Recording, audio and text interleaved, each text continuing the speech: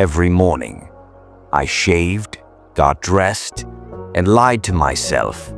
I'd look in the mirror, force a smile, tighten the tie, and pretend the man staring back at me was someone worth being.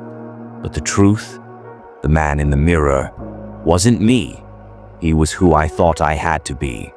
I used to be someone people looked up to, business school graduate, youngest team lead at my firm, apartment in the city.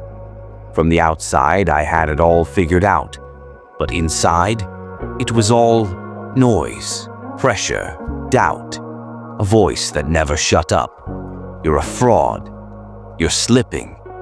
Don't let them see the cracks. I was scared of falling behind, not just in work, in life.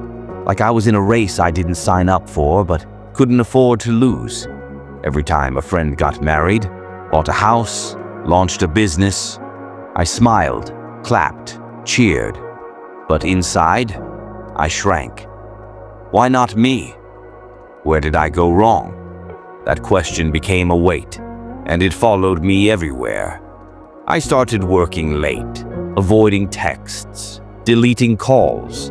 I ghosted people who cared about me, not because I stopped caring, but because I didn't know how to explain what was happening inside.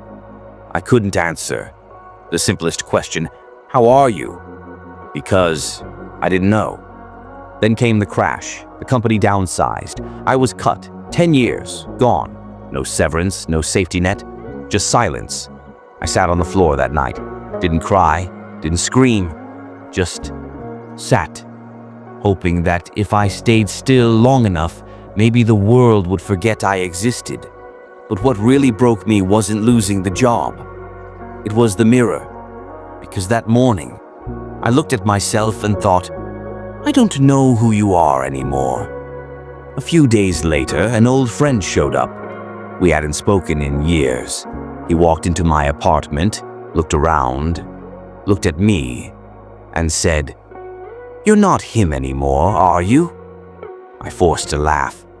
"What do you mean?" He shrugged. "I mean the guy I knew, the one who used to care, the one who lit up when he talked about ideas, about purpose, about building something bigger than himself." I stared at the floor. "I don't know where he went," I whispered. He looked at me for a long time, then said, "Then find him, or become someone better." And just like that, he left. It didn't happen overnight. There was no magic switch, but something in me stirred. For the first time in years, I asked, what if failure isn't the end of me? What if it's the beginning? So I started small. Woke up early, went for silent walks, journaling, cold showers, books. Not to escape, but to understand. I wrote down my fears, all of them, and then I read them out loud. Suddenly, they weren't so powerful anymore.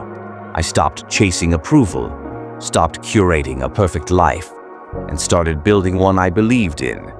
I applied for jobs I actually wanted and got rejected.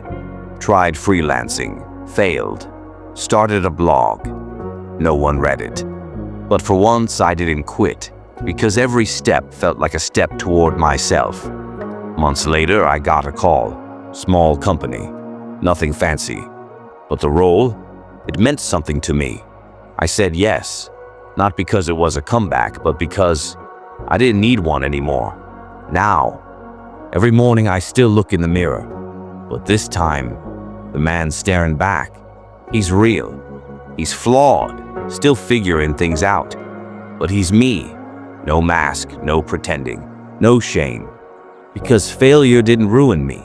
Pretending did. And once I stopped pretending, I stopped falling. I didn't have to become who I used to be. I just had to become who I was always meant to be. If you've ever felt like the person in the mirror isn't really you, if you've ever worn a mask so long, you forgot your own face. You're not broken, you're becoming. Type, "I'm done pretending" in the comments if this story speaks to you. And if you're ready to take the next step, what's on your screen right now? That's your next chapter.